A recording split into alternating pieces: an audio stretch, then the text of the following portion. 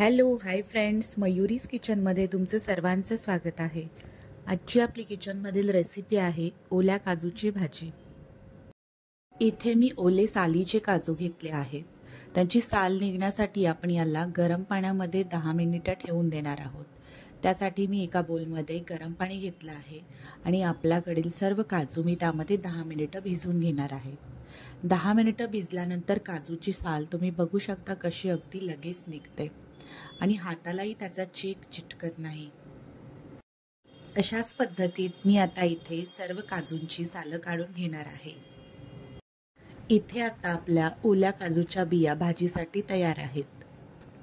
कढईमध्ये तेल गरम झालं की त्यामध्ये मी मोहरी जिऱ्याची फोडणी देणार आहे।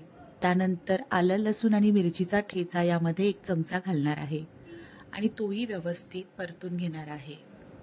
आता यामध्ये 5-7 कढीपत्त्याची पानं घालणार आहे। त्यानंतर 2 मध्यम आकाराचे कांदे बारीक चिरून यामध्ये घालणार आहे। आता यामध्ये चवीनुसार मीठ घालायचं आहे आणि ते व्यवस्थित परतवून घ्यायचं आहे। कांदा लालसर झाला की यामध्ये 2 मध्यम आकाराचे बारीक चिरून घेतलेले टोमॅटो घालायचे आहेत आणि तेही व्यवस्थित परतवून घ्यायचे आहेत। कांद्यामध्ये मीठ घातल्यामुळे इथे कांदा टोमॅटो व्यवस्थित एकजीव होणार आहे। कांदा टोमॅटो व्यवस्थित एकजीव झाल्यानंतर आपल्याला यामध्ये घरगुती मसाले घालायचे आहेत। मसाल्यांमध्ये मी पाव चमचा हळद घातली आहे। त्यानंतर आपला 1.5 चमचा साठवणुकीचं लाल तिखट घालणार आहे।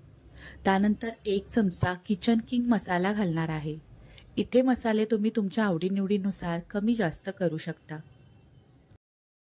मसाले तेलात करपू नयेत यासाठी मी यामध्ये थोडं पाणी घालणार आहे।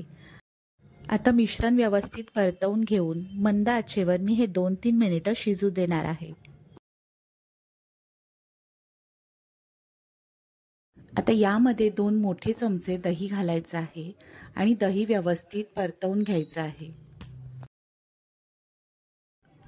दही घालत असताना आपल्याला इथे गॅसची आच ही मंद ठेवायची आहे, त्यामुळे आपले दही फुटणार नाही। त्यानंतर दही छान व्यवस्थित तेलात परतवून त्याला तेल सोडू लागलं की यामध्ये आपल्याला 1 मोठा चमचा घरगुती कांदा खोबऱ्याचं वाटण घालायचं आहे आणि तेही व्यवस्थित परतवून घ्यायचं आहे। कांदा खोबऱ्याचं वाटण कढईला लागून करपू नये यासाठी मी यामध्ये थोडंसं पाणी घातलं आहे आणि त्यानंतर 5 मिनिटं मंद आचेवर हे मिश्रण व्यवस्थित तेल सुटेस्तोवर परतून घेणार आहे। आता या तयार मसाल्यामध्ये आपण सोलून घेतलेले ओले काजूचे गर घालायचे आहेत आणि व्यवस्थित परतवून घ्यायचे आहेत। आता इथे आपल्याला भाजी किती दाटसर हवी आहे या प्रमाणात आपल्याला पाणी घालायचं आहे। मी इथे अर्धा कप गरम पाणी यामध्ये घालणार आहे। भाजी व्यवस्थित मिक्स करून घेणार आहे। त्यानंतर त्यामध्ये चवीनुसार अगदी चिमूटभर साखर यामध्ये घालायची आहे, ज्यामुळे भाजीला ही वेगळीच चव येणार आहे। त्यानंतर झाकण ठेवून ही भाजी मी 7 ते 8 मिनिटं व्यवस्थित मंद गॅसवर शिजवून घेणार आहे। आता तोपर्यंत काजूच्या भाजीला अजून स्वादिष्ट करण्यासाठी इथे मी एका जारमध्ये 7-8 ओले काजूचे गर घेणार आहे। त्यामध्ये थोडंसं पाणी टाकून ते व्यवस्थित बारीक पेस्ट करून घेणार आहे। आपल्या ह्या ओल्या काजूच्या पेस्टमुळे भाजीला खूप छान दाटसरपणा, चव आणि रंग येणार आहे। आता इथे आपल्याला आपली तयार ओल्या काजूची पेस्ट यामध्ये घालायची आहे आणि भाजी व्यवस्थित एकदा पुन्हा छान परतवून घ्यायची आहे।